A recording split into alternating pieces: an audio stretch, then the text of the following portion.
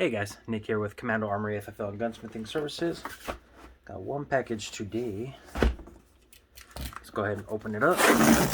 See what we got.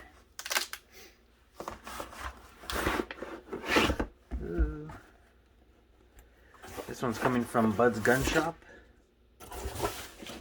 Bud's Gun Shop always sends a little receipt with who it's for, and they also send, if I can get it out of the box, Bud's Gun Shop sticker. If y'all watch Hickok 45, he gets a lot of his stuff from Bud's Gun Shop. So, let's look in here. Alright. What do we have? We have a Glock 44 chambered in 22 caliber. Okay.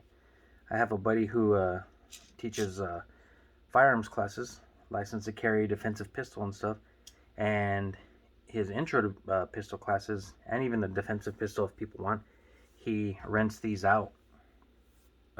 Really helpful with ammo shortage right now for sure. They hold 10. They got these cool little deals to grab onto, help you load. Okay, wish 9mm and all those others had that, right? But no, that just kind of helps you pull it down as you're loading, makes it a little easier so you're not having to shove them in there. Comes with 2 magazines. Got a gun lock. Got our back straps here. Okay, 4 different back straps we can add on for different size hands. I mean, I got pretty good size hands, not huge, but you know, this is always just the normal, always feels good for me. So let's go ahead and get a dummy round. We can put one in here. We'll put it in the magazine if it fits. They get a little worn out. Nope. Alright, it's a little worn out just from dry firing so many times. Well, it doesn't even need the... Let's go ahead and test the trigger pull.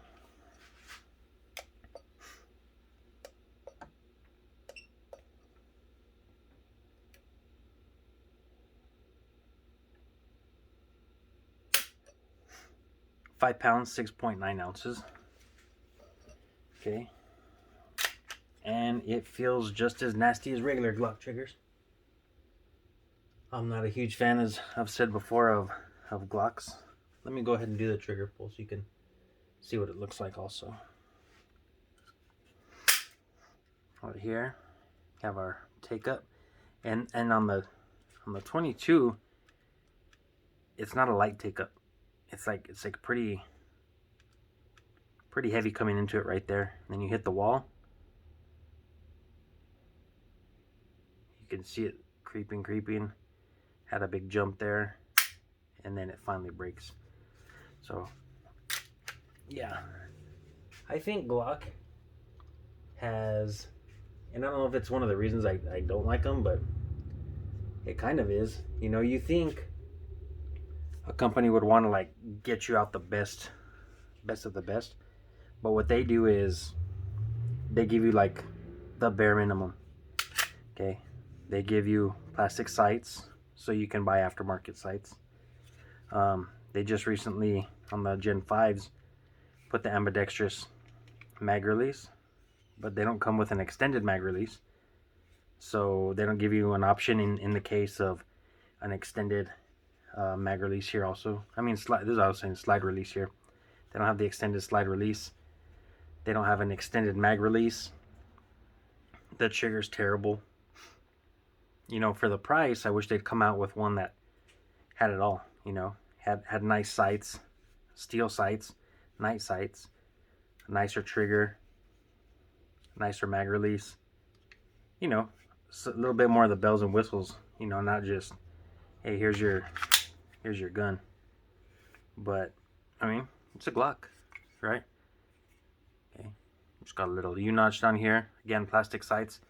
What a lot of people train for too is, if you're ever in a bad situation, you're having to shoot, and you try to rack this on a table or something like that, after a couple times, these plastic ones are gonna break off. Okay, steel ones are not gonna break off, which is why people change. One of the reasons people change out to the steel ones. One of the things that we found out about this, Tell you that friend of mine that shoots it a lot. He trains a lot with it. They do have that same type of barrel like in a regular Glock, to where it's, I would say, called like a hexagonal barrel, the rifling in it.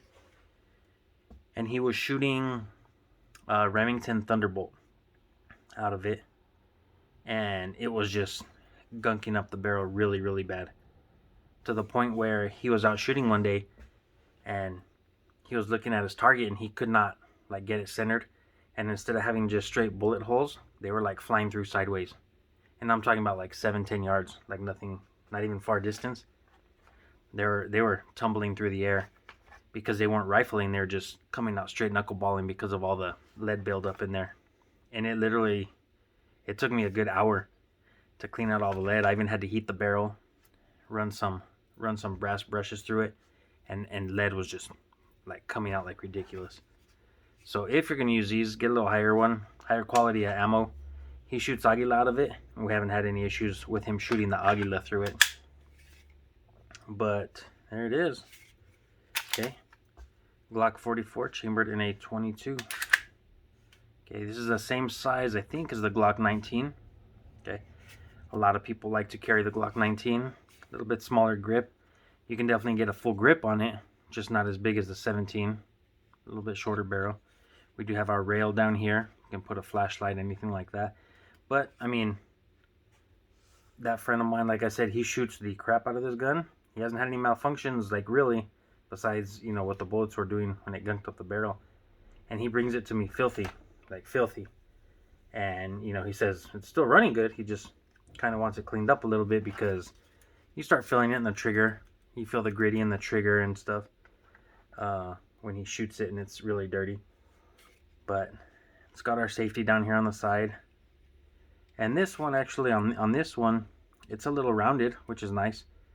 On a couple of his other Glocks, I've had to kind of do some filing because it's very sharp. This one's not sharp at all. Okay, if you don't know, that's one of Glock Safety's there. You can't pull the trigger unless you actually have your finger on the trigger, move the safety out of the way. Lets it pull in right there. But yeah, good little gun. Let's go ahead, and you do have to dry fire it, right, to field strip it. If I can. And take out the magazine. Here, talking, messing around. There we go. Okay, got all the internals. Everything in it is normal Glock stuff. Glocks always come with this. I think they call it Cosmoline. It's their type of grease. This is your striker safety right here. Okay, so my striker cannot go forward unless you're pulling the trigger, and this part of the trigger bar engages the safety, pushes it in, and gets out of the way for the striker to go forward. But yeah, I mean, obviously Glock knows what they're doing because they sell a ton of guns. I'm just not a huge fan. I've seen pin springs broke on them. I've seen, this is one thing that they did do better. Their Gen 3, Gen 4, when it just had the mag release on one side, if you've taken apart a Glock before, it just has a little wire that tensions this right here. And I've seen that broken a few times, so when you're shooting, the slide release is just plopping up and down, and it would go into slide lock automatically random when you're shooting. So that's a little bit about that. With these ones, the Gen 5s, it's internal, just inside of the frame right up here under the trigger. It's a nice coil spring, works pretty good. So that's definitely an improvement I do like from Glock there. People didn't like the finger grooves. I didn't mind them, you know. I do, like I said, do the undercut. This digs into my finger a little right there. But, you know, nothing bad about this. Definitely get a good grip on it. And if you like Glocks, definitely suggest getting one of these, because ammo prices are ridiculous right now, and that will help out save money on some ammo. But yeah, any questions on those, let me know, guys. Comment below. Talk to you soon. Have a good night.